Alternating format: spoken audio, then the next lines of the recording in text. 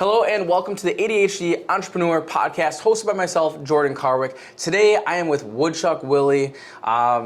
Willy, your story just seems so fascinating. You've done a lot of stuff on social media that's like, it's out there. You have a personality. Mm-hmm. How did you get to where you are? Like, what's your story? So it all started in 1989 when a guy named Jim Maney met a lady named Tanya Maney. And they got married, and a year later, I was there. So that's kind of where it started for me.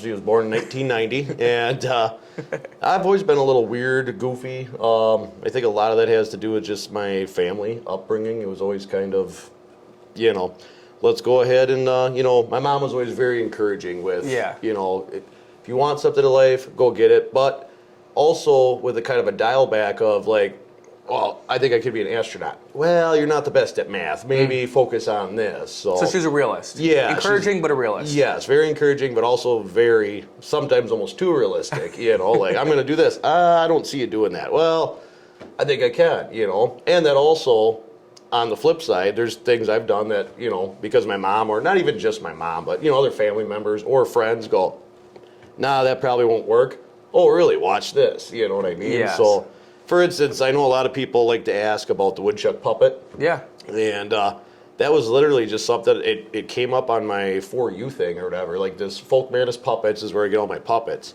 And it popped up one day. It's like, I'm assuming with the Woodchuck stuff I put in when I was searching the business name, but all of a sudden there's a little Woodchuck puppet for like $38. And I'm like, I mean, I could have a good time with that. So we grabbed that and, tried it out on a couple friends and neighbors, and most of them thought I was crazy, and I think a lot of people do, but it's more of the shock value. You know what I mean? It's kind of you don't expect somebody who looks like me to walk up with a puppet on his hand that has a high squeaky voice. For years, people thought somebody else was doing the voice for me. Interesting, okay. So it's kind of that's kind of a thing too. I always like to kind of mimic people. Like, I worked at KS for a long time, doing natural gas, and pretty much any foreman I ever had, because they're talking to you all day. I'd sit there, we had a guy named Mark Hoppy, and Hoppy family's pretty big here around Waterford, and Mark had a voice condition where he talked, really great, I'll just do it, Hi, I'm Mark Hoppy, and I think you should go over there and dig that hole, So I literally would, pull pranks on him. I'd take his foreman's phone, and I'd call other foremen, and be like, hey, I'm going to need your excavator tomorrow. You better get that over here. And then somebody'd show up with an excavator, and he'd be like, what are you doing? Why is that here? They're like, you called me yesterday and told me to bring the excavator. And me and some of the other laborers would just be sitting there laughing, and they'd be like, I never called you. But Mark was kind of a character himself, so people are like, you probably just don't remember. So now they're arguing. They're both all hicked off. But we're just sitting there laughing our butts off, because it's like, nobody would believe, even if I came up and said, no, I called yesterday and just did a Mark Hoppy impression and you bought it, Yeah. So that's kind of, where the voices, the puppets. I grew up, my mom was pretty big, my mom and dad. When I say my mom, I mean my parents. Yep. My mom's kind of, I don't know, well, you've met my mom. Oh, yeah. So she's kind of more the loud personality in our family. So a lot of times when I say my mom, it's a collective thing. That's exactly how it is in my family. My mom is more the loud one. My dad's a lot more reserved. Yeah. And I same exact thing. And my dad's very phlegmatic, very laid back. And everybody, it naturally is, well, Jim's just so nice and easy-mannered, but your mom, and it's like... That's exactly my parents. Yeah. To a T. I never even thought about that, but your parents are a lot like my parents. Exactly. So I had both those influence growing up, too, where I could kind of see where everybody loves my dad, right? And my mom, people either love her or they don't like her. And so I tried to, kind of emulate, find a happy medium between the two of them. You know what I mean? But I think, too, I get a lot of my mom's personality, which is one of them where... at the end of the day, I know everybody says, I don't care what anybody thinks. Everybody cares to some extent what somebody thinks.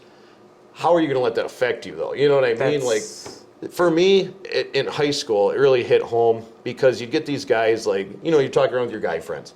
And there's some really, beautiful chick. And I went to a small private Christian school. So there was 12 people in my class, right?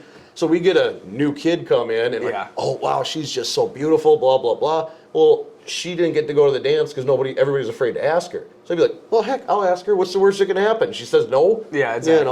And then out of the 6 girls that are in our school, if she says no, well, then I'll just ask for so-and-so. So it gets to this point where, and then, so I asked her, and she said yes, to go to the dance. And she's like, well, nobody else even asked. And I'm sitting there going, everybody would have loved to go to the dance with this girl, right? Everybody was too scared to ask. What's the worst that can happen at the end of the day? You get rejected, you say no. Correct. So the same thing that carries through in pretty much every aspect of life, Yeah, not to get all religious or whatever, but there's a Bible scripture that says you have not because you ask not, right? So I kind of carried that in to the rest of my life going, well, hey, I'm going to ask for a raise, or I'm going to ask for a different position. Worst they can say is no, right? Correct. Fortunately for me, a lot of times the answer was, well, yeah, we weren't really considering you for that position, but I mean, you have the qualifications, you've been here long enough, sure, we'll give you a shot at it, Yeah, and I've tried positions that didn't work out it wasn't a good fit for me, wasn't a good fit for the company, but there's also been, things that's like, yeah, we took that and ran with it and worked out great. If you don't go after it, you're not going to get it. Yeah, exactly. And that's unfortunately a lot of people in life, they don't do that. They're, like you said, afraid to ask, and so they don't get that promotion, that raise, that whatever it is, because they're afraid. Yeah, and I know you're a big fan of Grant Cardone with his 10X, and in some things it's not practical, right? Like take what I do for a living, 10X it, right? So according to Grant's thing, right, I just need to cut down 10 trees every day. If I was going to do one tree job, unfortunately, if you're talking 10 trees this big, yeah, that's doable. But there's certain things you can't 10X all the time. But I know I've heard you say this about Kravings. We wanted to start, 5 stores originally last year? Yeah, yep. Or the first year you wanted to start 5 stores. Exactly. And again, you're going to hit setbacks. I mean, and the time you started Kravings was like the worst time to hire a contractor because supplies were down, labor's down, nobody wanted to work. So many issues. Now, granted, if it would have been 10 years ago you started it, 5 stores would have been a drop in the hat. Oh, exactly. I mean, everything was so expensive too. Yep. With everything. Yeah. But that being said, you still got what? You got the Waterford one open, and then you ended up with 3 that first year, correct? Exactly. Yeah. Yeah, but if we didn't go for that 10X, we would not have had 3. We would have had 1, we would have been content and possibly looking at that this year. Yep.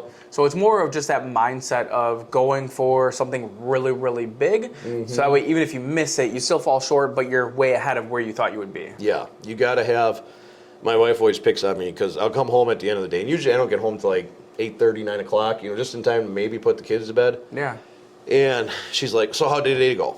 And for the longest, the last 10 years in my life, it's always been, I didn't get this done, didn't get that done, blah, blah, blah. And it gets to a point, though, where she's like, well, but you got this, this, and this done. Like, yeah, but every day I set unrealistic expectations for myself.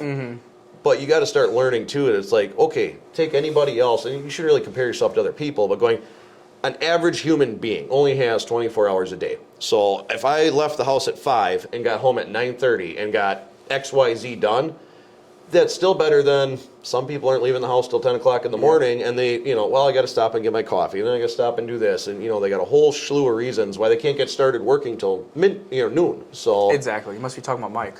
Well, yeah. No, and me and Mike have been talking about this, too. It's one of them of, I'm naturally a night owl, but due to the nature of the work I do, I can't go out and start at 10 o'clock in the morning is kind of late. You only got so many daylight hours, and running a chainsaw in somebody's backyard at 7 o'clock in the afternoon. Yeah. In a pinch, it'll work, but most people, when they're home, they want you out of their yard. So you got to kind of have that, and in Mike's case, mowing lawns, and for those of you who don't know, Mike does property management. So he's got, for him, that 10 o'clock to 3 o'clock window is like the perfect time because most people aren't home. They're off, at work or doing their daily activities. So they have to sit there and listen to Mike mowing the grass, and they just come home and it's all beautiful. Correct, yes. And I'm a firm believer, everybody's got to find their specific clients and what works for them, and then you kind of manage your life around that. But me and Mike are both, that's why we like snowplowing. Yeah. We're up till 2 in the morning most nights anyway, Which is crazy to me. Yeah. I'm a morning person. I would rather get up, 5, 6 in the morning, work, get everything all done by like noonish, and then have the rest of the day to just kind of start winding down where, I don't eat during the day. Yeah. I eat when I get home. I eat one big meal, and then that's usually what causes me to actually fall asleep by midnight or 1, so. Wow. But, I hate people in the morning too, though. Like the first 3 hours in the morning, I might be up, but you don't want to be around me because I'm just. See, and that's probably when I'm happiest. When I wake up, I can wake up, get out of bed in an instant, and be ready to go. And. See, I'm completely the opposite. Like even if we go out, if I get like done with my normal day in the middle of winter, and we know it's gonna start snowing at 10 o'clock at night, I get home at 8 o'clock. My wife will be like, "You can go take a nap." I won't take a nap because if I sleep for an hour and then have to get woken up, I'm miserable to work with. Nobody even wants me out on the job site because I'm still just, Yeah. it completely. See, I'd be dreading that. If I knew that I worked an entire day and then have to, go out at 10 o'clock at night to go plow or anything, Yeah. that would be so hard. No, I'm completely opposite. Yeah. But again, though, too, there's times I've gone, and it's getting harder as I get older. I'm 33 now. But I mean, when I was 18, 19. So old. Yeah, so old, but it feels like a long time, Yeah, I'm sure. You do a lot of physical labor, so that does take a larger toll on your body than what it would on other people. Yeah, and just as you naturally progress, but I mean, I remember I'd go work for, like KS all day, then I'd go snowplow all night, and then at 6 in the morning I'd be like, oh, well, okay, I got to go back to work, and then, but it didn't really affect me, you know what I mean? Like some guys are up all night and then, on the way to work they're falling asleep, and I'm sitting there going, all right, what are we doing today? Blah, blah, blah. Yeah. Like you get to a point where you just, I don't know, I'm not a runner, or I don't really work out or do anything like that, but people talk about like that runner's high.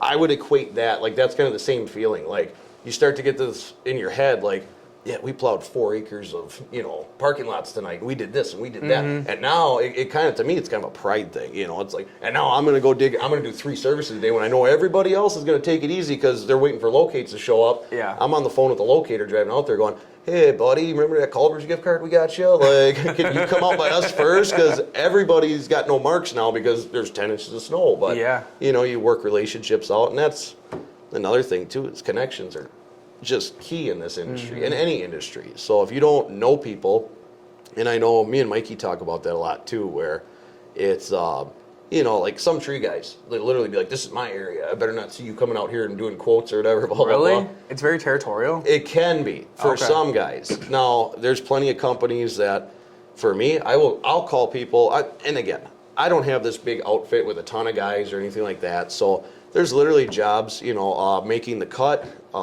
limb walkers, great guys to work with, and Tyson, I think, has got like 15 employees now. He's got all brand new equipment, so it's one of them. I'll go and look at some big, huge tree over a house. Could I do it? Yeah, but it's going to take me a week, and I can't even be affordable for what the time I'm going to put into that tree.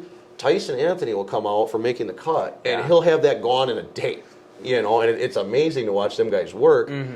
And same thing with Tom from Limb Walkers. Actually, there was just a thing in the village in the park where we had a big ice storm this winter. A bunch of silver maples fell down, and I got a call. He said, "Yeah, we'd like you to put a bid in on this job." I go look at it. I'm like, Tom, as far as I know, is the only guy that's got the equipment to get this done in a realistic expectation. You know what I mean? Like, yeah, I could do it, but it's going to be one of those logs is going to fill my biggest trailer, and it's going to be an hour to go run that somewhere where somebody wants it because nobody wants wood that big. You know, so, but. You gotta find your niche and find your stamp that fits you. You know what I mean? It's you can't try to be what everybody else is doing because there's certain people because a guy like Tyson has 15 employees. He also can't go cut down a 30-foot tree that I can do by myself in 2 hours for the price I can. You know. But I don't think more overhead. Yeah, and again, and at a certain point, Tyson's not really. They'll do any job. Any of us will do any job. To keep busy, but. Again, it's just that's not what he's going after, right? He's got the specialized equipment and tools to go after, these bigger jobs or these high risk jobs where it's through power lines, and we can do that on a smaller scale. But that's what I'm saying. Like, you're not trying to compete with that. But I know Mikey said too, like, and I don't know any names of companies, and I'm not here to bad talk anybody, but there's certain guys who are just like, well, that's my area. You got to stay out. And to me, why not work with everybody in your area? Because I've had those guys I was just telling you about that, I send work their way. They'll send back work my way going, hey, well, this would be perfect for you. It's right in your backyard. Go do this. Exactly. Send people my way. So one hand feeds the other. And again, you're not out there to make everybody else rich, but you got to use some common sense. You got to. So. That's how it was when I was in the insurance industry. I would work with some of the other local insurance agents. If there was something I couldn't do, they may be able to fill that need and help that customer out. Yeah. At the end of the day, you're just trying to help other people out and work together. Yeah, exactly. And again, like I know for me, for being in tree work, there's very few companies that will insure tree work, and the insurance company I use now, it's the same thing. They're like, here's your 2 quotes, you know what I mean? Because there's only so many companies that they use, that will even insure a tree company nowadays. So how did you end up getting into the tree business? So for me, growing up, I worked on, my parents owned a golf range on 164 there, the driving range. And my uncle runs the farm on the top of the hill there, my family farm.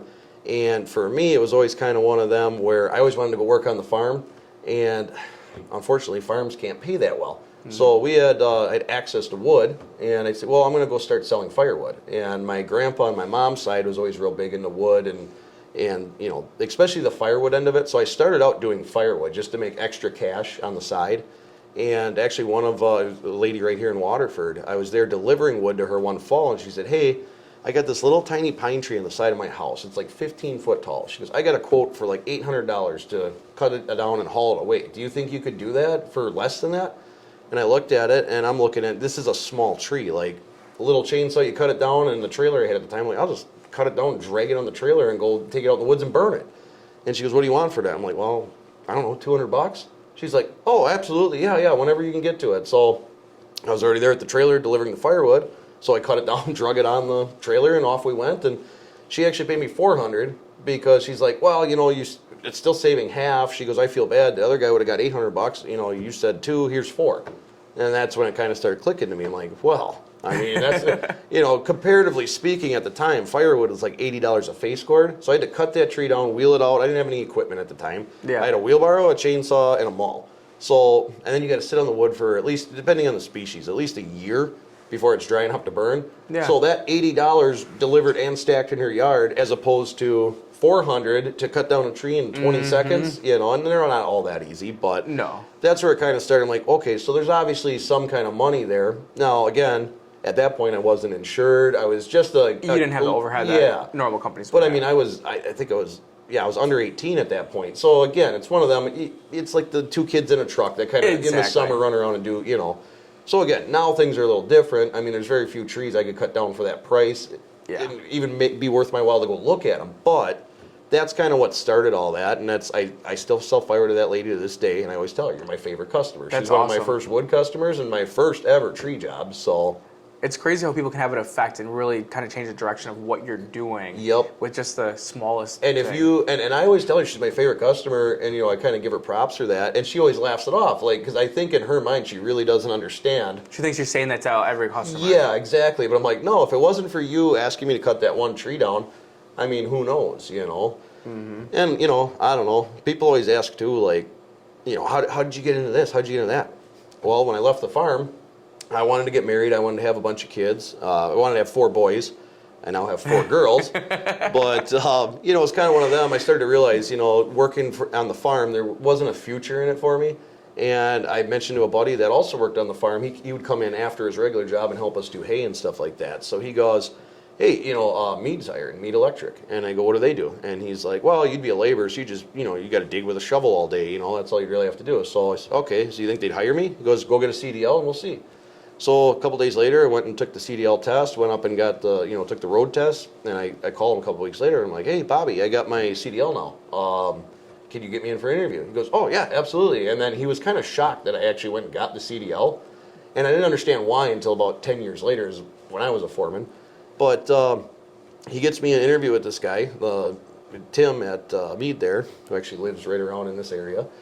And I go in, and I looked like this most of my life. And my buddy Bobby thought it'd be funny to tell me, he's like, hey, before you go in for this interview, you got to get a haircut. You know, you need to shave. You need to look presentable to go get a construction job. Now, again, being young and dumb, I do all that. I show up, and I think I stopped at Kohl's and bought like a sweater vest and like a white button-up shirt. So I show up walking in, but I didn't buy new pants. So my pants are, you know, dirty. They still got hay on them. I'm wearing dirty old work boots, but from the top up, I look pretty presentable. You know, I look like an Abercrombie model at that point.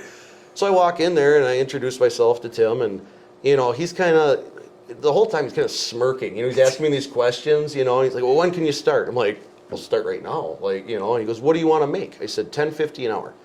He goes, let me see. Well, we'll see what we can do. He goes, I'll tell you what. He goes, you got a CDL? I said, yeah, Bobby told me you wouldn't even talk to me unless I had one. So I went and got one. He's like, how long ago was this? I said, we talked 3 weeks ago. I got my CDL now. He goes, all right.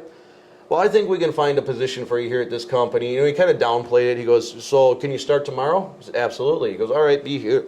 Excuse me. He goes, be here at like 6 o'clock. You know, said, okay.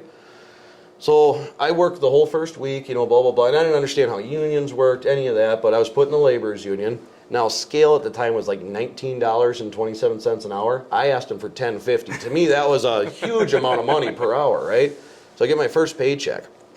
and it was for 19 whatever. Oh, so an you hour. didn't know what? I didn't know what scale was or anything. You didn't know how much you're getting paid until you got your paycheck. No, I didn't know how much I was getting paid. Oh, so you got double basically what you were pretty expecting. much double what I expected, because that was union scale at the time. You know what I mean? Like, so I'm sitting there and I thought they made a mistake. So I literally, Monday morning I seen Tim, the guy who hired me, and I'm like, I really appreciate it, but I only asked for $10.50, blah blah blah. And he just smiled. He goes, I think you're gonna do all right here, kid. So I'm willing to put a little time and effort into you, blah blah blah. So I tell my buddy Bobby this, who got me the job. I'm like, hey dude, Tim's paying me 10. I only asked for $10.50, and Tim's paying me 19 something an hour.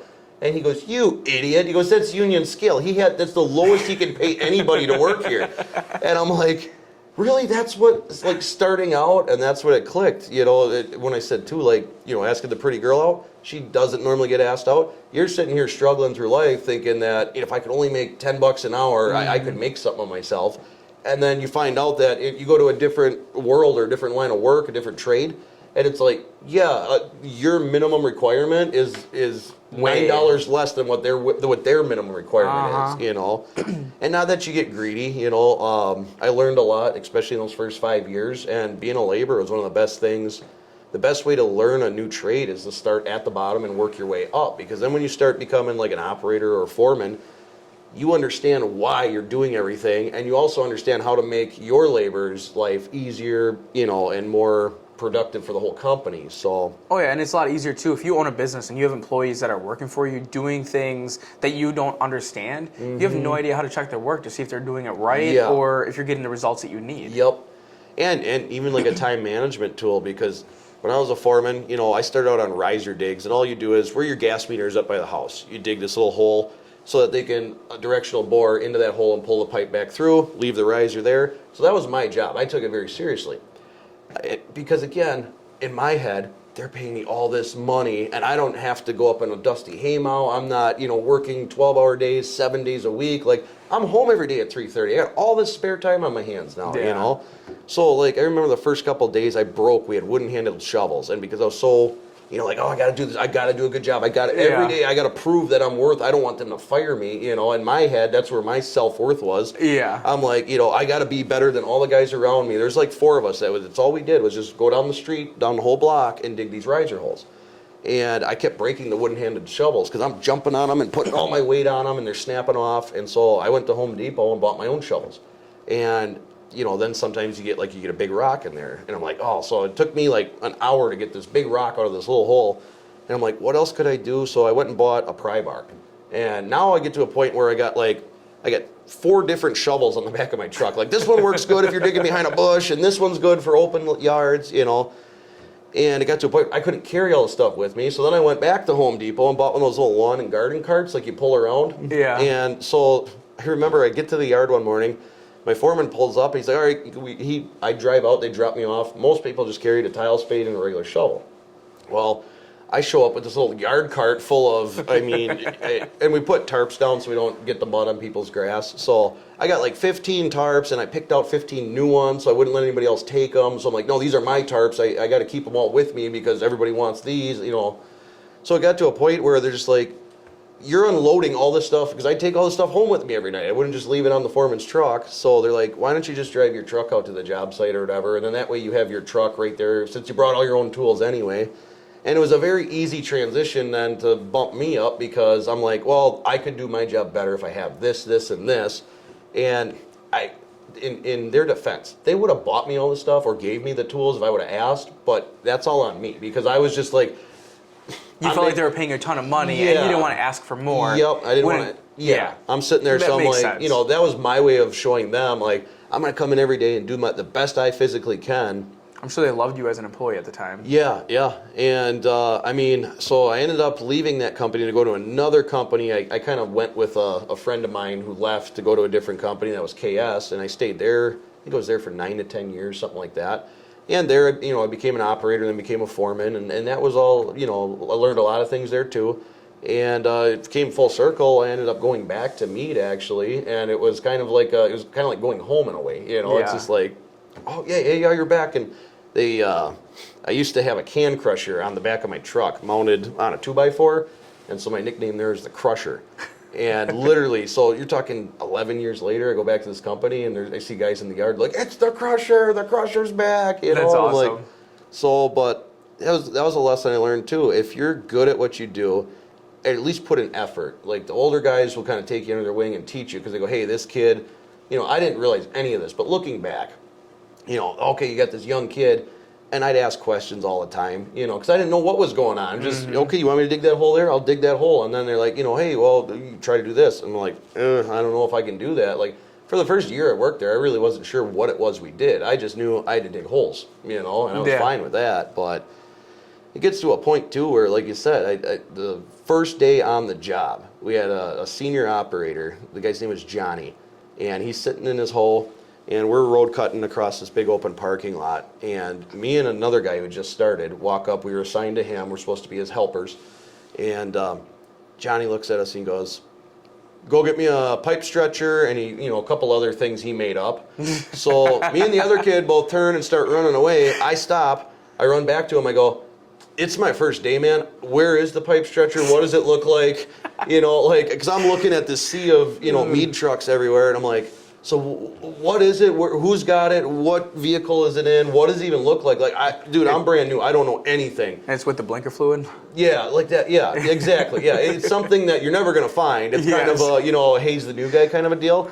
The other kid just took off running. He didn't come back for like an hour, and he's just like, I can't find it. Johnny didn't tell me that, you know, there was no such thing as a pipe stretcher. He goes, that's the smartest thing I've heard so far today. You just come here, sit on the track, you know. So I just sat there and I'm like, you sure you don't want me to go help? What's his butt going to, you know, find that? He's like, no, just sit here. He goes, this is kind of a test. And again, right over my head. I have no clue what he's talking about. I'm like, oh, maybe he could run fast. I'm in my head again sitting going, am I getting fired because I didn't, you know, I came back and asked a stupid question. So that kid comes back and he goes, you know, Will here didn't go running around digging through every truck, running around. He goes, did you even ask anybody if they could help you find a pipe stretcher? He's like, no, I was just looking for a pipe stretcher, you know. He goes, do you know what it looks like? And I'm sitting there going, oh, maybe I'm not in trouble, you know. So he told the other guy, he's like, I don't care what you do, but you're not working with me. Go over there. So for the first couple of weeks, you know, again, that older guy, seeing I was, you know, ready to, you know, learn and again, had a little bit of common sense to go, instead of just running around, like they want to see you run and bust your hump, but at the same time, like a little common sense with that mixture goes a long way. So, but I don't know. That's so all that while all that was going on, because like I said, I wanted to have a family. I knew I had to, you know, nobody starts with anything. Back to the Grant Cardone 10X. 0 times whatever is still zero. You know, so you gotta, and that's where a lot of people go, well, I'm going to start a business, you know, blah, blah, blah. But then they want somebody else to put all the time. You know, you go to the bank and say, hey, I think I want to start a business where I sell, you know, widgets or whatever. It's really hard for the bank to go, well, there's already 17 other companies that sell widgets. What's so good about your widgets? You're like, well, this is my dream. You know, like at the end of the day, nobody really cares about your dream. No. You got to put the time in. You know, everybody's got to start somewhere. And again, I loved the years I did natural gas and all that. And but at the end of the day, to me it was always kind of an ends to a mean. So while I'm doing that, you know, I get done at 4 or 5 o'clock some days, but then I go out and I cut down a tree, or always splitting firewood or grind a stump. So it kind of always off to the side, and I believe the term for that is bootstrapping. Yep. Exactly. But yeah, I didn't go to a bank and just go, hey, I'd like to buy a feller buncher and a forestry mulcher head, and I just need $1 million, and I could probably make a profit on that. Exactly, yeah. So you buy stuff, and you're not buying nice equipment in the beginning, but you just kind of keep working at it, and too, like you said, and you learn so much starting a business. I always struggle with the paperwork aspect of it, and even the online portion of it. Like, everybody thinks I'm good at online stuff. I know how to use Facebook on my phone. Yeah. Like, I can make a reel and pop that out in about 30 seconds, but other than that, like, when it comes to, like, long-form videos and stuff like that, like, I can't do it because my phone will only record for 30 minutes at a time, and then it's done. But I mean, to be honest, I bought a computer 2 years ago, and if I got an hour on it at this point, because I get frustrated. That's abnormal for somebody like our age. Yeah. Well, I just me and computers never really clicked, Okay. Like, we had a computer class, and, shout out to Adam Lassick, our computer teacher. He did what he could for me, but it just didn't really, I think at the time it would have been, Microsoft Word XP or something like that. So it was a pretty, to today's comparison, very simple, basic, and I'd be sitting there like, if I couldn't click and drag it, like I'm just like, oh no, you got to go into settings or go to insert and do this, right over my head. It makes sense. Yeah, it's weird, So it's amazing that you're able to pop out the videos that you do, as entertaining as they are. Well, and people go, like, I got a tripod I bought at Walmart, right? And so people are like, oh, look at you with your fancy setup. I'm like, this was $30 at Walmart. And I'm like, oh, okay, hey, look, Walmart's on the whole bandwagon with making videos now. So that's when I got on board with a tripod, you know, like. Tripod makes it so much easier. Oh, yeah, especially when you're by yourself. And that's where, people always ask, like Mike Busey, everybody always asks, how did you guys meet? And we just tell people it's destiny, because we can't even really remember how we met. People had told us for about a year prior, like, you should really meet Mike. You guys would get along, blah, blah, blah. And we'd be like, why is that? Well, you're both weird. I'm like, okay.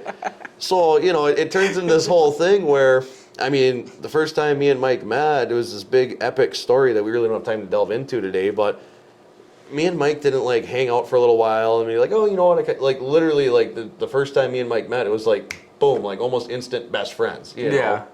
Just little. For instance, I think it was yesterday morning. I'm driving into work and he texts me. He's like, and we've never had a conversation about this, mind you. He texts me, dude, Little Debbie is making zebra cakes like Swiss rolls now. And I'm sitting there and I'm like, that's awesome. Like where? Like blah blah blah. So we're getting all like geeked out and excited about this. And I'm like, wait, did I ever tell you I like zebra cakes? He's like, no, but who doesn't like zebra cakes? I don't. Yeah, a lot of people give me a weird look. Like I said, I don't like. I'm not the guy who packs a lunch to work and like sitting there like, you want to trade a zebra cake for it or whatever. But at the end of the day, like I don't eat a lot of sweets. But at the same time, like for whatever reason, zebra cakes hit the spot for me. That's the interesting thing about entrepreneurship is like you just don't know what other business owners you're gonna meet. Yeah. And a lot of times, like for me, it's Jack and Tim. And like I met Jack through LinkedIn. Even though he lives in the area, he just randomly reached out to me on LinkedIn. And then we became best friends after that and met Tim and all of that. For you, it's with Mike. And I think it's just interesting how we meet other people that are like-minded, become basically best friends with them, and it's just interesting how it all works out. Yeah, and it's a good match with me and Mike because when I first started doing like the Woodchuck Willy videos and stuff like that, it's fun. It's kind of a weird oddity kind of a thing, but for me it started to get kind of frustrating because it's really hard to tie in. Like I did a thing with the library, and I remember it went really well. The lady that I interviewed, it was awesome. But at the same time, for me, it's like, what does a guy that cuts down trees and has a woodchuck puppet on his hand really have in common with the library thing? It's hard to find a lot of parallel, things in common there. But with me and Mike, because we're in different industries, but it's kind of the same thing, and we're both outside, and we're both, like you said, people go, oh, you guys are both weird, you'll get along. That's kind of we have the same sense of humor, like me and Mike can say something to somebody else and they'll just look at us like we're, got issues. And I'm like, no, that's hilarious, and I know even like with American Power, I'm sure we drive them nuts sometimes because they're like, well, okay, if you guys want to shoot a video, but keep in mind, we're trying to keep a professional presence here. And well, we're like, Vinny just seems like he's just so like... Yeah, Vinny's very like down to earth and very like, but Vinny does have a good sense of humor too, but you really got to draw it out of him. I'm sure. But me and Mikey like to take credit too, like even Jordan, the parts guy behind the counter, great guy. But you don't get to see that side of Jordan. And again, it's hard for people. Like I'll walk up to anybody and say anything. I'm not really, I don't have that filter in the back of my head where, now granted, I don't like big crowds of people. Like I wouldn't want to be a public speaker, but for instance, last night, and this is kind of people might get mad about this, but it's with good intent. So last night I'm at a gas station here in town, and there was a lady, I don't know what to call them, because it's a transgender. She was a lady, a dude who decided they wanted to be a lady, right? Okay. I got nothing against it. It doesn't affect me. Correct. You know what I mean? I don't judge anybody. Like everybody's got their own thing. But they're standing in front of me in line. I'm standing there. It's later at night, so I'm kind of at the end of my day, just kind of like, da-da-da-da-da. They pay for their stuff. They turn around real quickly and start walking, so like trying to put something back in their wallet or whatever, and they end up bumping into me. And again, looks 100% like a lady, but then goes, yeah, sorry. And I kind of, my eyes got big, which is a natural response. Oh, 100% You know what I mean? Yes. It's not what you're expecting. It's not a predisposed judgment I have. But I go, I'm so sorry, Mr. Lady Dude, ma'am. And then she kind of went like, looking at me, and I'm like, look, I'm sorry. I said, you threw me for a loop, but I just threw all the phrases out there, so you can't be mad at me now. Like, Yeah, don't 'cause you're judge using me. all of them. Yes, Yeah. exactly. But okay, so the response from, and she said, no, I prefer people call me her, in a lower voice. And I said, all right. I said, well, hey, have a nice night, blah blah blah. But that's like my normal reaction to stuff. Yes. Where like, you don't have the filter. You're just kind of reacting to whatever the situation is. And like a lot of times I have that same problem. Like I'm just going to react, and then it's like, oh fuck, I shouldn't have said that, or whatever it is after the fact, and it is what it is. It is what it is. But again, I'm not going out of my way. Like if I would have known they were whatever they chose in their life, correct, I wouldn't have gone up and like I wouldn't have judged them. I wouldn't have said anything derogatory. Everyone lives their own life. They do what they want. If you're not affecting me, who gives a shit? Yeah, exactly. And so that's my point. But some people don't know how to take it. But it actually works to my advantage in a situation like that because they just okay, Mr. Lady, Ma'am, Miss, have a nice night. Exactly. But they walked away not offended as well.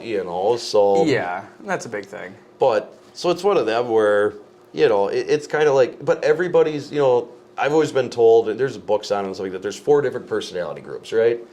And what I've realized too is if you can understand, and again, everybody's got their book about the 5 love languages. Like I've read all that. My mom was very big into those books. So I've read all that stuff. And again, some people are like, oh, that's all BS. No, there is some truth to all of it. You take everything in moderation. But like with the 4 different personality types, it's funny because you read that book and you start looking at life that way. You could literally tell there's certain different types of people, and they all, and everybody's an individual, but everybody kind of falls into like 4 different group characteristics, which I think is cool because you take a guy like Tim, for example.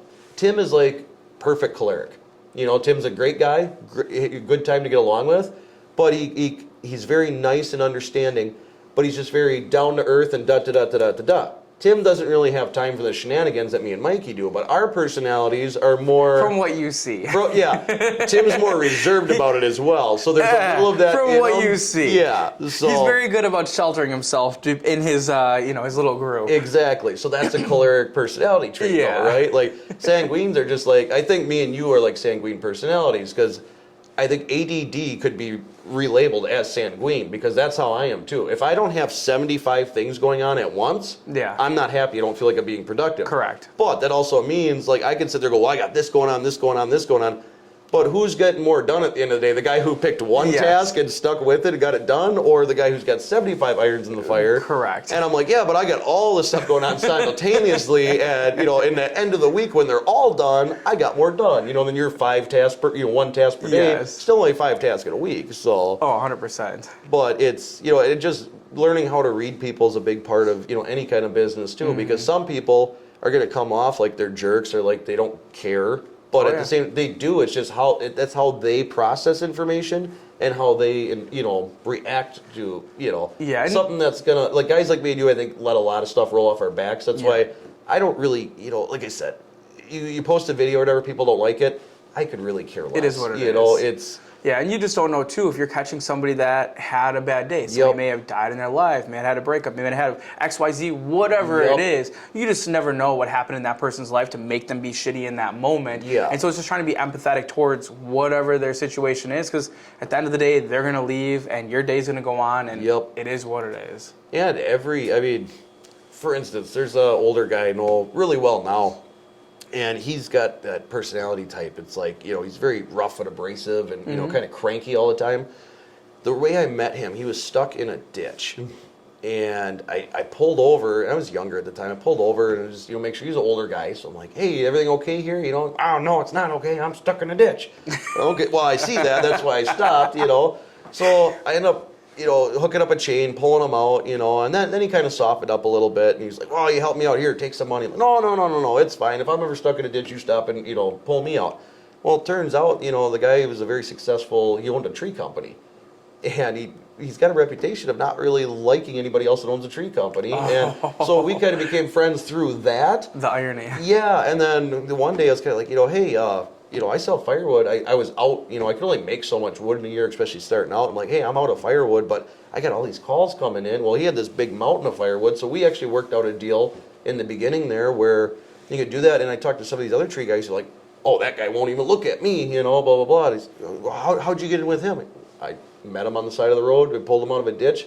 before he got a chance to meet me before he knew who I was and I knew who he was. Yeah. You know, if you just go through life being kind, and not to say you got to be phony and just overly nice to everybody, but just give people the time of day. You know, nothing irritates me more than somebody walks into a gas station. You got the lady behind the counter, guy working behind the counter, whoever it is. They walk in and they're just, 20 on pump 2, slam the money down and walk out. Mm-hmm. Like, you got 30 seconds in there regardless. Hey, how's it going today? Blah, blah, blah. Yeah. There's a lady at Millgate gas station. Don't even know her name. But we've had conversations about all sorts of kind of stuff. You know what I mean? I don't know her name, but again, it costs you nothing to be nice. Correct. Yeah, exactly. It costs nothing to be nice, costs nothing to be mean either. Yeah. So it's just a matter of choosing, what do you want to do and what kind of impact do you want to have. Yep. Because at the end of the day, you can choose to be happy. Yeah. No matter what your situation is, it is. So just be happy. Yep. You're going to have your moments, but... Yeah, everybody's got highs and lows. Some people have more lows. There's some of the happiest people I know have had the worst cases out of life. You know what I mean? Like, yeah. I look back, I got a little bit of a temper when things aren't going the right way.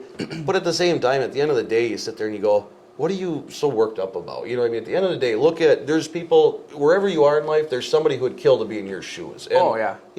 And no matter what it is, too, like, if you have some type of control over that situation, then figure out how to control it and change it. If you don't have control, then stop worrying about it because you don't have control. Yeah, all you're doing is stressing yourself out unnecessarily, and then you're just adding more problem. Now you got high blood pressure, and there's nothing you can do about it.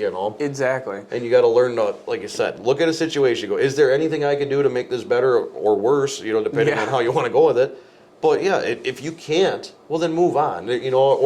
Or lean into your connections and your friends. Maybe somebody has something they can do to change that situation for you. It's a hard line to walk though sometimes. Oh yeah. But so how did you make that transition from you're working for somebody else, you're kind of bootstrapping your business on the side? How did you make that transition from doing it on the side to then going full time? And how long ago was that? So that was, I believe, 3 years ago now. It was right before COVID. So it got to a point where the company I was working for was super busy at the time. We couldn't find any more help. We had gotten several contracts. We bid on all this work, and we ended up getting all the work. And it just got to a point where we were working, 70, 80 hours a week. Wow. And it was right after I had just purchased my first new stump grinder. And I'm sitting there, and I was making decent money. Either way, it could have sat in the garage. It wouldn't have been a thing. But I'm sitting there I wanted to go play with my stump grinder. Yeah. Which I was not. I was perfectly fine working from 6 in the morning till 4 in the afternoon. It's summer. I can work till 9. But it got to a point where I'm sitting there looking at what I was making on the weekends versus, okay, here's my paycheck for working 80 hours, and that's all I get to keep. And I'm like, you know what? This is really starting to become kind of a the best way to look at it for me was my regular job is getting in the way of my side business, not the other way around. So that's kind of when I said, all right, you know what? I think I'm in a spot now where I can actually do this full time. And so I kind of took that leap of faith and started doing it, and it worked out real well. But there was a lot of roadblocks there too, things I didn't even know to think about, you know? So like taxes, paying quarterly and all that. Because when you're used to working for somebody else, they make it very simple. It's, you get a piece of paper at the end of the year, you give that to your accountant, or at this point, take a snap photo of it, and exactly. If you work for one company and have a W-2, it's incredibly easy. Yeah, you can go on HR Block online or whatever. Again, not. So now I have that portion of my life, but I also have this portion of my life where I get the business and that, and it's like, my accountant hated me for the first 2 years of business because I'm like, well, yeah, I made this on paper last year, and we got this, but I also spent all this, and I'm, like I said, not good at computer stuff. I'm pretty sure my accountant also hates me. I'm horrible at getting back to him. I don't answer his questions, and I'm horrible at keeping track of everything. But in our defense, they ask you these questions, and it's like, well, do you want to file as blah, blah, blah, blah? And I'm like, are you even talking English anymore? What do those three letters mean? Yeah, that means nothing to me. How do we want to file this? That's why I pay you. I don't know. You tell me. Yeah, I know how to cut trees. I know how to dig holes. Anything outside of that realm, when it comes to the numbers, if I was good at math, I wouldn't be doing this. I'd be doing what you do probably. I don't know. Like, I've never been good at math. Like, how was that transition? So you made that transition. How was that with your family? Because you have young kids. Yeah. You have a wife. Like, how was that transition there? Was it more of like a relief now, hey, I'm not working 80 hours a week for my job plus doing this on the side? Or in some ways, it did open up more time. Like, for me, like, I can make more decisions about what I'm doing when I'm doing it. If it rained, okay, well, I mean, it's really anti-productive to be out in the rain doing tree work. You know, Yeah. even like your chipper doesn't want to do, everything's wet and soaking wet. It just doesn't make sense. You're making a mess in people's yards. Mm-hmm. That being said, so yeah, there's days where now you have more time to spend with the family that way, but then when things get really busy and hectic and it hasn't rained for 3 months and everybody wants everything done that day, it's, yeah, like sometimes you don't even get to, see the kids before they go to bed for a couple weeks, you know, but then winter rolls around, if we don't get a lot of snow, again, it's wet, it doesn't freeze. So that was it. It put a lot more pressure, I know, on me, because when you work for somebody else, especially like in a trade, you're going to have a healthcare plan, right? Yep. So then now you're trying to figure out all this kind of stuff, and that's a whole nother ball game in and of itself. I still don't understand it. Yeah. And I got to a point in my life where I was just like, you know what, Hillary, this is on you. Like you figure it out. You talk on the phone, and she's making the point to me, like, look, I have 4 screaming kids here all day. Even if they're not screaming, even if they're being perfectly well behaved, 4 children make a lot of noise. Oh, it's a lot of kids. And it's a lot of distractions. Yeah. We have 2 full-grown dogs in our house, too. At one point, we had like 20 chickens running around the backyard.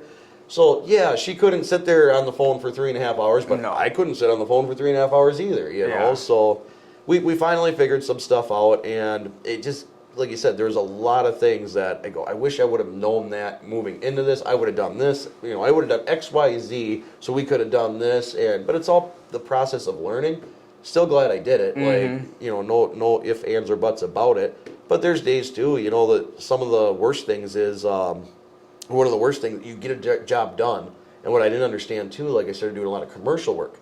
Well, a lot of that is like net 30, net 60, net 90. They don't like to pay you right away. I'm sitting there going, hey, look, that's a pretty big number. Yeah, we'll do that. I'll get it pounded out. And with residential, it's, hey, I get the job done, I get paid. Correct. Well, now all of a sudden, especially when you start renting equipment and other stuff to get in there. Pay that right away, but you don't get paid. Yep, I don't get paid for, and again, I didn't even know enough to look at it's net 60. Well, that means 60 days before you get paid. Yes. And it's not even from the completion of the job. It's usually like when the whole job is complete. That means then the tree guys typically are there first. Like if you're starting to do a building, you're out there cutting down all the trees they want gone so they can come in and dig the basement and do all that.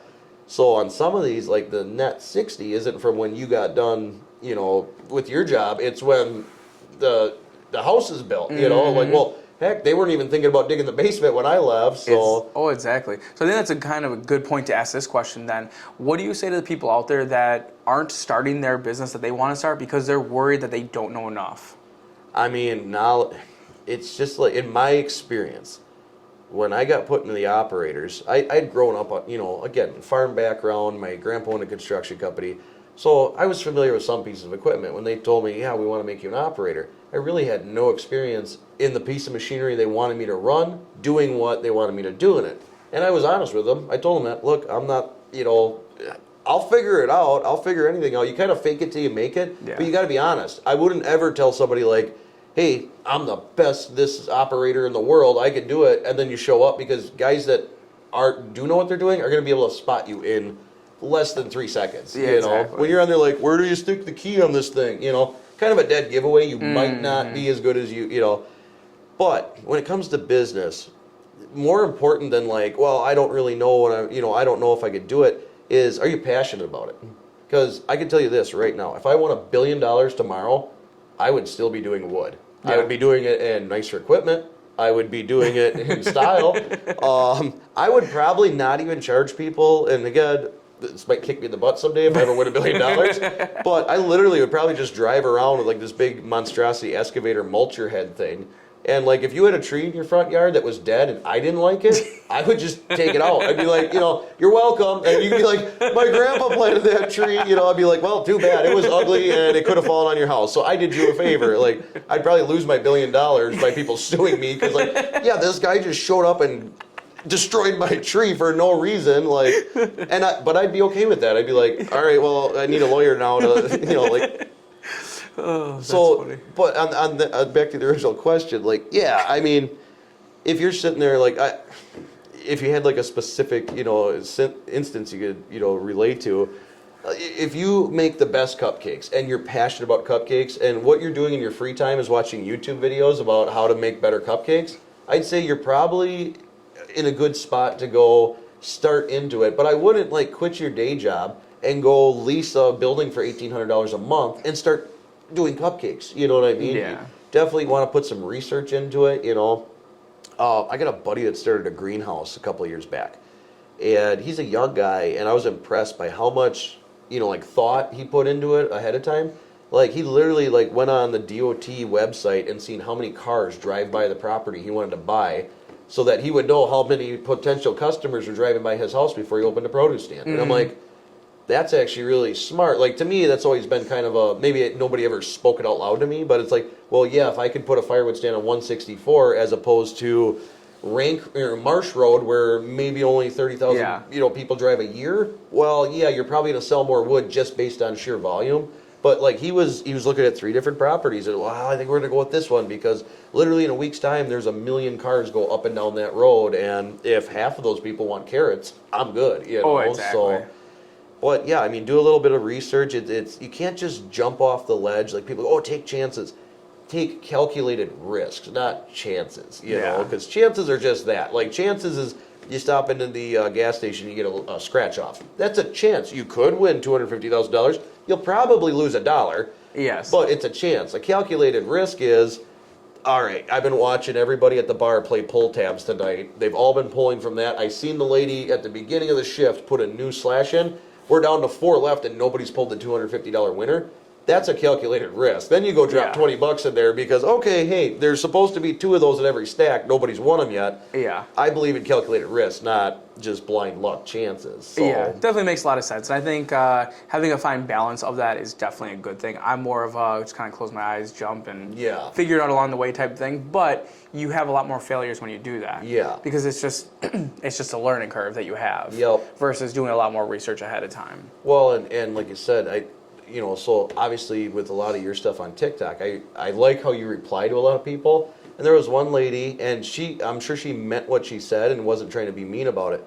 But she made a point like, well, it's not always easy to just, put yourself out there and you'd lose if you're in that position where that investment could cause you to lose everything, then you're not in a position to take that leap yet. You know what I mean? Keep working, keep grinding, keep doing your tedious day job, even if you hate it, because you have to have something to keep moving forward. You can't just, don't bet the whole farm that this is going to pan out, But at the same time, if you got a dream, don't let anybody tell you no and just do what you have. A lot of people just don't want to do what they have to do to make it happen. You know what I mean? Like, it's not everybody has a rich uncle that's going to die and leave them $1 million. If you need that to happen to do it, it's probably not that big of a passion or that big of a drive for you to get it done anyway, Oh, yeah, exactly. So now you have this business. How did you come up with the name of it? Everybody always called me, so back to my mom. She named me William after my grandfather. My mom's very big on, I named my child this for a reason. So she's always insisted everybody call me William. And it kind of a tongue-in-cheek thing. Everybody started kind of calling me Willy. And then some people call me Bill, but my grandpa was always Bill. So that was always, no. My mom would say William. Everybody else called me Willy. And if anybody was, can I call you Bill? No, that's grandpa, blah, blah, blah. So it was kind of one of them where, I don't know, I've always been big into animals too, as far as just, animals I'd see working on a farm, right? And the woodchuck's always kind of, because woodchucks, I don't know if people know this, but I don't want to get into, this isn't National Geographic, but woodchucks burrow holes everywhere. And they have these long, intensive tunnels. So to me, I guess a woodchuck always was kind of my spirit animal, if we're going to go that route, because that's what I did for a living. I dug and then I did wood. So woodchucks really don't have much to do with wood, except for the fact they usually like to burrow under a tree or under log piles. I have 6 of them living under my log pile right now. And and it's cool. I get pictures of them all the time. They'll sit up on the pile and they kind of patrol the whole little area. And they're mean. Everybody's like, oh yeah, just a little gopher. No, they get up to 50 pounds. And they will literally kill a cat. Do you have ever take your puppet out there and try to talk to them? That's something I do personally for me. Oh, yeah, okay. I haven't tried to record that yet because it's just too much going on. And I got two of them that are they're not tame by any stretch of the imagination, but I can get like 10 feet away from them before they scurry off. Yep. But yeah, it's one of them. I guess that's kind of where Woodchuck Willys came from. Like, I'm kind of like a woodchuck, And then Woodchuck Willy, I thought had a nice ring to it. It does, definitely does. And the third thing for me was when you start looking at, before I came up with a logo, and I actually had I had to pay somebody to make that logo that I have on my cards and on the trucks, for the sheer fact of anytime you type in like woodchuck, beavers pop up. Like, and the only difference really between a beaver and a woodchuck is beavers live in water and they have the big tail, right? Yeah, oh yeah. So I'd be fine with even like some of the first logos people sent me. It was like you could tell it was a beaver based on the shape of the face and everything. I'm like, if you could just take the tail off, it's essentially a woodchuck without, it's a beaver without the big flat tail, And it just I didn't like the way it looked or whatever. But so looking at other people's logos though too, I realized there are three main logos that everybody else has in the tree work. Either a picture of a tree, a picture of a big brawny guy holding an axe, or a beaver. Is the top three logos that tree companies go with, and which makes sense. It's all industry related. You know, like for Kravings, you're not going to have a picture of a beer bottle. Because that's going to throw people off. You know what I mean? You're not going to like misrepresent yourself. Exactly. So that's why I went with Woodchuck Willys, and like I said, I always like woodchucks. My name's Willy, and then the puppet that confused a lot of people at first too, because like, wait, is the puppet Woodchuck Willy or are you Woodchuck Willy? I'm like, well, we're kind of both Woodchuck Willy. I'm Willy and he's Woodchuck Willy, And when I first started with it, I didn't do hardly anything. Like it would just be the puppet, not me. And then we kind of got into it where a lot of people are like, I think you should be more in the videos too. I'm like, well, that's kind of weird. Like I just kind of like, they're like, no, just having a woodchuck puppet is kind of weird. Like it'd make more sense. Like look at all the other puppeteers, and I'm like, well, no, you're thinking ventriloquist. Like I'm not learning. I tried to do that once actually, where you don't move your lips and talk. Problem is, my beard, your chin still moves. Like, so my beard is doing this the whole time. And I'm like, so it didn't really work out, but. Then it got to a point too where, for branding reasons, it's just the woodchuck puppet might kind of draw people in to watch the video and kind of be like, that I've had people tell me that, like, dude, we were gonna hire somebody else to grind our stump. They were actually $50 cheaper, but we gotta have the weird guy with the woodchuck come grind our stump. It's a one and done kind of thing. I'm not in the boat where like Mike has to go mow the same yard. He's got however many clients he has. Let's say 15. So he sees those people, once a week, every week when he's mowing grass. Where for me, I have repeat customers, obviously, that have more trees they want down. But it's kind of a one and done kind of usually, you know what I mean? If you got a stump, it's been there for 20 years. I come grind that stump. Well, it's not going to grow back. The stump's gone now, so. So that brings up an interesting thing then. How do you do the Woodchuck Willy with the puppet and all that. What do you all do for marketing to market yourself and get yourself out there? At this point, last year I did a couple different things. We tried, it was Angie Leads. And those companies, what I found is kind of keep selling out to whoever, whatever number it had a different name when I started. Then it turned into Angie Leads. Yeah, they'll send it out to like 5, 10 people or whatever it is. Yeah. Then you have to call the customer. The customer's like, why am I getting all these calls? Because they don't realize they're getting all of that either. Yep. And then they charge you per lead whether or not you get the lead. And what I found too is the clientele I want to work for, I don't necessarily want the person who had 15 people coming out to look at their $100 job. You don't want to compete. Because again, it's one of them going, and there's people that that day the guy might have been there with the stump grinder and said, you know what, I'll do it right now for $50 because I'm already here. Yeah. Well, then you call me, you're in Kenosha. I'm sitting there going, I'm sorry to drive down there. I'm going to have $50 in fuel and time by the time I get to your house. I can't do it for $50, So, and I did get some work through that. It just wasn't a right fit for me. Then I tried, because like I said before, I'm terrible at computers. I tried a couple different of those companies that'll call you up and be like, hey, we could get you a #1 Google spot. And I'm pretty skeptical about anybody that calls me on the phone and says, we could do this for you. Oh, so yeah, like, I hate those calls. I get those all the time. And so, but I did try one, and they made me a really nice website and everything. But what I found is I can't handle the volume of calls that come in when you are on, and I wasn't #1 on Google by any stretch. But when they start like sending out ads and people start calling back, it's one of them. But it was a good learning curve for me because when I did the website thing, I started getting calls from people like in Brookfield, Milwaukee, all that. what I learned for stump grinding, it really doesn't pay to drive 45 minutes one way to grind a stump, and it's so hard to schedule. Like, I could sit there and go, okay, well, I'll get 20 stumps in this general geographic location. I'll go up there and do them. That doesn't work for 20 different people. Yeah. Because usually when people have a small stump they want gone, typically they're planning a project. So it works out good for like me, Mikey, and Preston, our relationship, because Preston go, hey, I'm doing the paver patio. They have a stump. Can you squeeze me in and get me over here? And I go, well, it won't be till 6:30 tonight, but yeah, I could do that. Where he's already called in the dig ticket. He's got all the information there. I could come grind the stump and go. If I'm going to do a single stump, I got to worry about digger hotline numbers and all that kind of, because I don't know, that gas service might be drilled right under that stump, and the grinder doesn't care. It grinds anything that comes in its path. So it's kind of one of them where my business plan or goal, whatever you want to call it, is 20 minutes, a circle around where I park all my equipment. I like to keep all my work within 20 minutes of that, because I don't have to go out too far where I got to start charging people more for fuel. And fuel in the last 3 years has been my quotes right now are only good for 14 days. I used to do a month, but gas goes up $2 in a month. Well, now this job that I bid for that, I have no profit margins left. Correct. You know? Yeah. So that's kind of my grow it as you can, and we've tried the employee thing. It's just in that line of work, you can't find anybody who's like on the job, shows up, knows what's going on. Those guys are also doing it themselves, you know what I mean? Or they're working for a guy who's paying them a lot of money to do it, and I don't blame them, but it's you can't just, it's something you can train a guy, but when you're working by yourself, you don't have the time to train a guy and do his job and your job and pay him to learn on the job. And I mean, a lot of things I've learned in my life, I've just offered to help people. Like, hey, I'm interested in knowing how to do this. So I find somebody who's really good at it and go, look, you don't have to pay me because I'm not worth paying right now. I have no clue. I'm day one. So I'll go out and help somebody just to learn how to do that specific task. Then I know how to do it. And then I can decide if I like it, well, maybe I'll start doing it too, you know. What are some of your long-term goals for your business? Well, I'd like to get bigger into the firewood end of it. That's something I like doing it because firewood you can pretty much do whenever you have spare time. You know, the wood pile's always sitting there. The equipment stays right in one location. As far as people always go like, oh, you should buy one of these big forestry mowers and get out and start doing all this.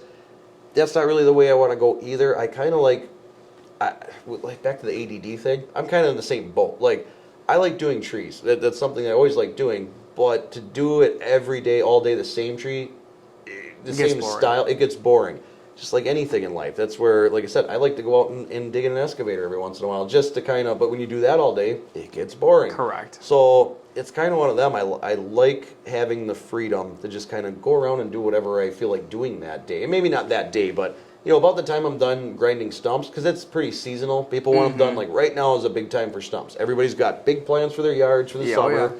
And that stump's got to get out of there. And then fall is usually, hey, we're going to cut these trees down. We notice this one's been dead all summer. So it gets, you know, spring, summer, fall is definitely the busy time for tree work. But then winter, it slows down, and that's, by usually August, I'm so looking forward to 30-degree days where I can just sit there and cut and split and do wood. And for me, everybody thinks, you know, and I'm sure you get this too, like, because of our personality types, people are like, oh, they must love being around people. I do. To a point. To a point. But there's like certain days, like, to me, I get to go hide behind my wood pile and just sit there all by myself and listen to my podcast or listen to my music and do all that. So that's 100%. I totally agree with that. Yeah, there'll be days where I'll literally drive home, and I haven't done it as much lately because I'm listening to a lot of podcasts now. But in the past, like, I would literally just drive with no music, nothing on at all, just pure silence, so I could literally just sit there by myself and just think about random things and just enjoy that. Yeah. Because you need that time to yourself, especially you're going home to, you know, 4 kids, a wife, you're seeing people during the day. Yep. You need that time to yourself just to decompress and... Yeah. You just got to be alone with your thoughts every once in a while and figure out...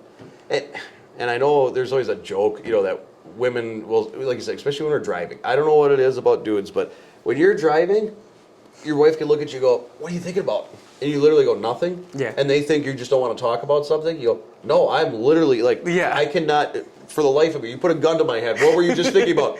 Literally it was nothing. good, but I can't tell you what it was. Like, I have no clue what I was thinking about. I was just kind of in this little, I was in my own little happy world, you know. But and I have no idea how I got to where I'm going, but we somehow drove through all these roads without seeing them. I get that way snowplowing at 2 a.m. It's like, and like, also you look down at the clock, you're like, oh, well, we're done. That only took 3 hours. Okay, sweet. And like, where does it? I don't remember really doing any of this though. You know what I mean? Oh, like exactly. you're just kind of on autopilot. And you just go right through your day, and yeah. But you need that. To me, that's one of the biggest things. And I love music, so that's my wife knows if I pull in the driveway, especially later than normally when I get home, and she'll poke her head out the garage door, and if I'm sitting in there in the truck, just kind of kick back, and I got an old country western song playing, like if I'm sitting there listening to Waylon Jennings, I see the garage door closed, and she'll just let him marinate for a while. He just needs But then, sometimes I'll lose track of time, and I'll sit there and I get into it, and I'm sitting there and having my own little karaoke competition in the truck at 2 a.m. So you and Tim should be doing karaoke together. Oh, that's going to happen. Yeah. And I don't do anything half-assed, so. Oh, we know. Spankies, I heard they got a competition. On Wednesdays. On Wednesday? Oh, I don't know. Wednesday? I don't know if it's every Wednesday. I don't know about a competition, but they're going to be having karaoke at Spankies. Okay. That was something that Tim really pushed Matt to do. Okay, yeah. So, because I actually literally the other day looked that up. I'm like, because Mikey was telling me about that. He's like, Spankies is having karaoke. I'm sure Tim will be up there. And I'm like, oh, yeah. All right, well, this has got to happen. But yeah. if this happens, we'll definitely do like a call out. And like, it's going to be a planned thing where I'm not going to come in dressed like Elvis with all the tassels and everything and have Tim like, well, dude, I just came here for a sandwich and a beer and maybe I'll sing a song. Like, Oh, no, if there's karaoke, he will sing. And he will take the mic like the entire night if he's able to. Okay. Yeah, when I've gone with him, and it's pretty much, other people are like too shy to go up, so he'll go up there, and then he'll just keep going up as long as they'll let him. There was one bar he told me that he was actually like, almost like kicked out of, because they're like, this is an American Idol, get out of here, But I guess what's next for you with your business? Like, any big plans this year at all, or just kind of? Just try to get caught up. This winter really put us behind because it never got cold enough to freeze. Yeah. And we'd get some snow. And people don't seem to understand, like if I come and cut a tree down and there's 10 inches of snow on the ground, I can do it. I can get all the big wood out. That's not a problem at all. But then in spring, if I do 50 jobs over the winter and the snow never melts and it never dries up enough for me to rake all those sticks and do the final cleanup, well then this time of the year now, it's getting dry enough to go do stuff. Well, now I'm running around trying to clean up 50 yards, raking up sticks and doing all that little cleanup stuff. So like I said, we're already like in the back saddle. So trying to get caught up. If by 1st of June I got everything on the books scheduled to be done by then, I'll be amazed and be happy. But yeah, there's just a lot more work coming in. So if we could just kind of keep up and keep moving forward slowly, we don't have any like big, huge plans. Like we're buying a new chipper.